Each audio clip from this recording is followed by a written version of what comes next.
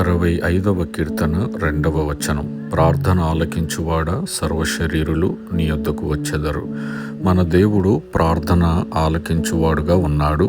మనుష్యులు ఆలకించినట్టుగా కాకుండా దేవుడు తనకు మొరపెట్టు వారికి అందరికీ, తనకు నిజముగా మొరపెట్టు వారికి అందరికీ యెహోవా సమీపంగా ఉన్నాడని 145వ కీర్తన 18వ వచనంలో తెలియచేస్తుంది. అలాగనే తన యందు భయభక్తులు గల వారి కోరిక ఆయన నెరవేర్చును, వారి మొర ఆలకించి వారిని రక్షించును అని సెలవిస్తుంది. కాబట్టి ఎవరు మనకు సమీపంగా ఉంటారో, ఎవరు మన మొరను ఆలకిస్తారో ఆ దేవుని దగ్గరకు వచ్చి మనం మొరపెట్టినట్లయితే దేవుడు ఖచ్చితంగా మనల్ని రక్షిస్తాడు. కాబట్టి యథార్థముగా ఆయన దగ్గరికి వద్దాం, యథార్థముగా ఆయన దగ్గర ప్రార్థన చేద్దాం. ఆయన సమీపంగా ఉండి రక్షించే దేవుడుగా ఉన్నందుకు మనం ఆయనకి కృతజ్ఞతాస్తుతులు చెల్లిద్దాం. ఆమేన్.